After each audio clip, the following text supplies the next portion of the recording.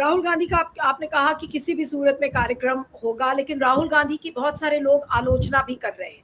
और जैसे कि कॉकरोच जनता पार्टी है, उनका भी एक पैरेलल प्रोटेस्ट चल रहा है। मैं पुष्पा जब आपके पास आती हूँ कि अगर इन एंटायरिटी अगर आप पिक्चर देखें तो इस समय जो प्रोटेस्ट है, कॉकरोच जनता पार्टी एक तरफ अपनी प्रोटेस्ट कर रही है, लेकिन साथ में राहुल गांधी की आलोचना भी हो रही है कि राहुल गांधी इस समय सोनम वांगचुक को समर्थन क्यों नहीं दे रहे।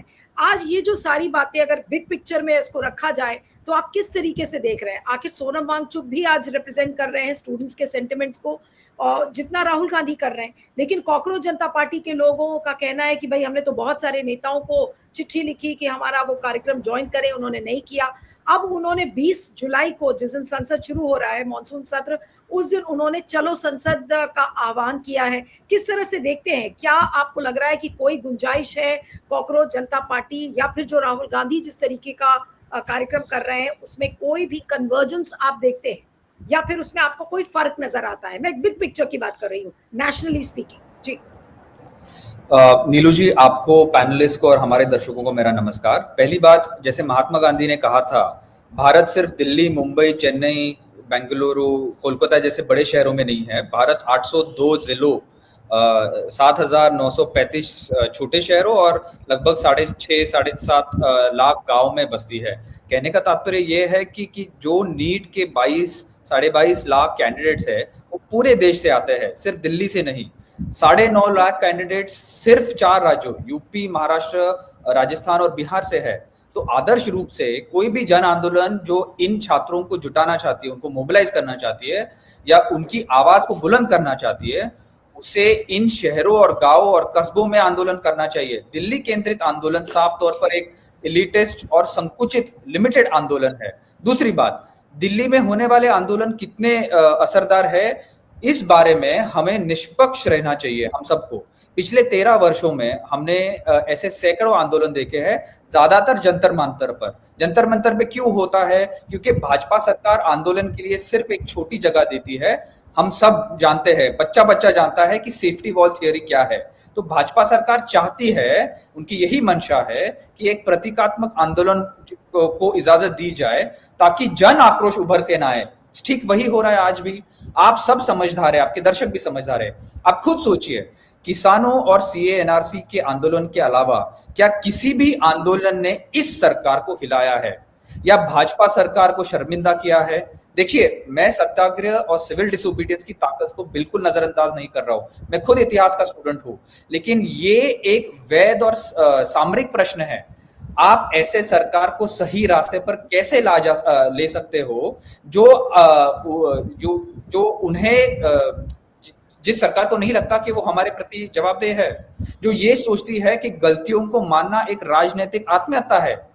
तो भले ही ऐसे आंदोलन हम प्रगतिशील ताकतों को सुकून देती है कि मैंने कुछ किया, मैंने देश के लिए कुछ किया, असल में हम देश नहीं बदल रहे हैं।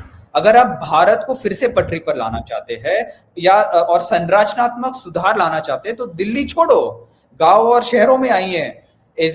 जैसे कोल्हापुर में हमने एक प्रोटेस्ट अटेंड किया था। जो कांग्रेस के जो यहाँ एक वरिष्ठ नेता है सतेज बंटी पाटिल, उन्होंने, उदय भानु ने यहाँ प्रोटेस्ट किया था, लेकिन सारे दलों ने ज्वाइन किया। लेफ्ट पार्टीज ने, शिवसेना, उद्धव ठाकरे ने और सिविल सोसाइटी ने। ये एक जन आंदोलन था, एक कांग्रेस गठ का आंदोलन नहीं था। आप सब शहरों में करिए, 802 जिलों में करिए, किसने रोका है? तीसरी बात, सोनम वांगचुक की जो बात है, वो एक जाने माने सामाजिक कार्यकर्ता और एजुकेशनिस्ट है। इससे कोई फर्क नहीं पड़ता है कि उन्होंने पहले बीजेपी का समर्थन किया था या भारत जोड़ो यात्रा में शामिल नहीं हुए थे।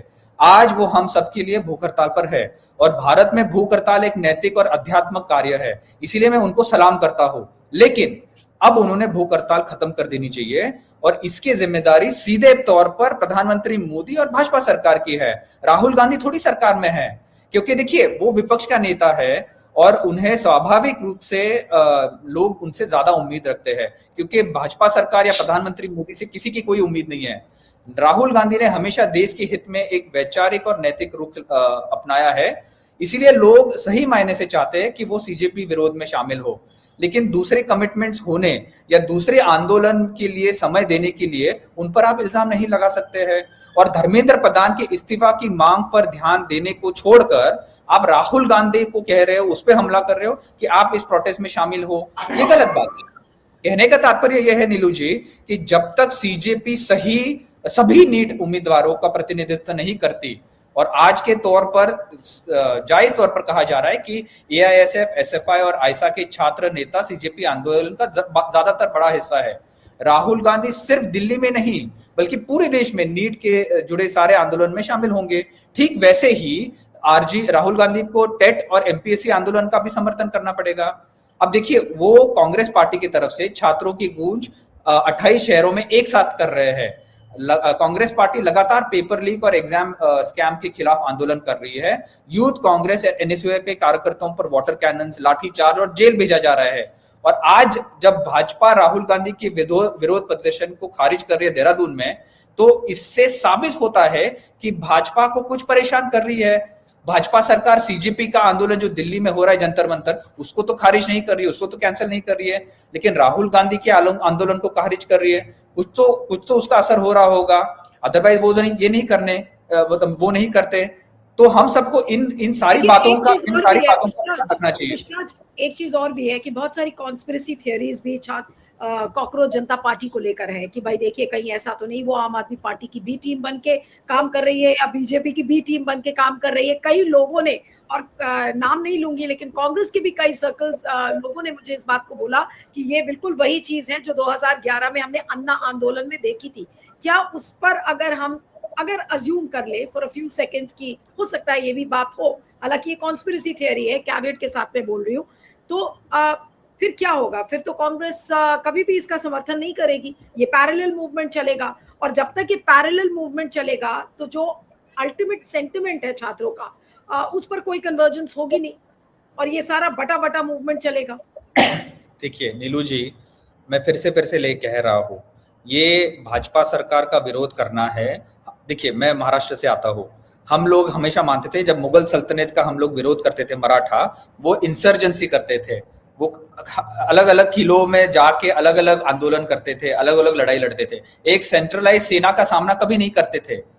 ठीक है, तो हमें डिसेंट्रलाइज कैंपेन चलाना है। अब सीजेपी आम आदमी पार्टी का है या सीआईए का है, ये सब कॉन्स्पिरेसी थियरीज मैंने सब पढ़ी हुई है, लेकिन हमें और आपको क्या करना है? सब लोगों को आंदोलन करने का, देश में मतलब काम करने का, कार्य करने का, जनता की आवाज उठाने का मतलब हक है, अधिकार है। किसने रोका है आपको? लेकिन ये अगर आप कहे, मतलब आप या राहुल गांधी की, कोई भी ये नहीं कह रहा है कि हम ठेकेदार है सारे जनजी मूवमेंट का, कोई ये नहीं कह रहा है ना।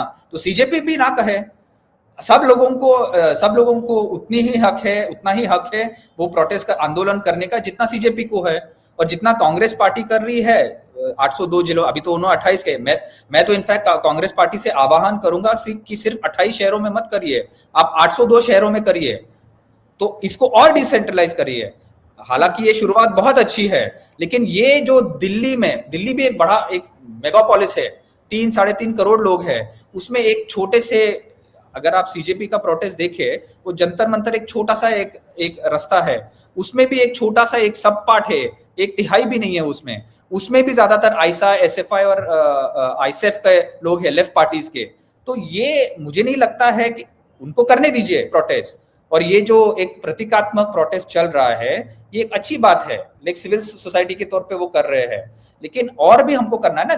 जैसे मैंने पहले ही कहा, भारत सिर्फ दिल्ली शहर और जंतर मंतर नहीं है, एक विशाल एक, मतलब हम लोग एक सब कॉन्टिनेंट टाइप का हम लोग एक देश है, 30 राज्य है, हमको 30 राज्यों में 802 आंदोलन करने हैं, और 802 आंदोलन में ब्लॉक्स में जाना है, ये सब जगह करना है।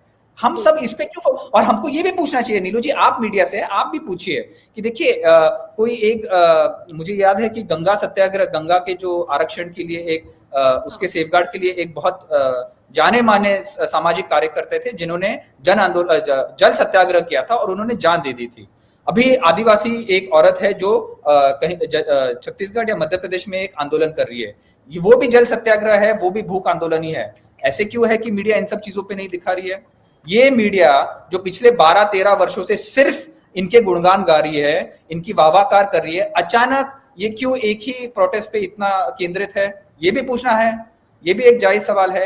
हम सबको ये सब चीजें, मतलब हम जनता बेवकूफ थोड़ी है, ये सब जानती है, हमको दिख रहा है क्यों हो रहा है ये सब। वैसे ही जैसे अन्ना आंदोलन हुआ था, हम सब नहीं जानते अन्ना आंदोलन कैसे आरएसएस के समर्थन के कारण वो बढ़ा था। अचानक सडनली लोग इंडिया अगेंस्ट करप्शन, और उससे एक नई पार्टी आई। अब देखिए, अगर अभिजीत दिपके को राजनीति में आना है और वो अरविंद केजरीवाल को रिप्लेस करके एक नए आम आदमी पार्टी की चीफ होने वाले हैं, तो ठीक है, करने दीजिए। लेकिन फिर आम आदमी पार्टी को उसकी टेंशन होनी चाहिए, वो उसका समर्थन क्यों कर रहे हैं, ये सब उनको, मतलब इन सब चीजों में मुझे कुछ फर्क नहीं पड़ता है। हमें और आपको देश की जनता देश के हित के बारे में पड़ी है। तो कोई भी इफेक्टिव काम हो वो करे।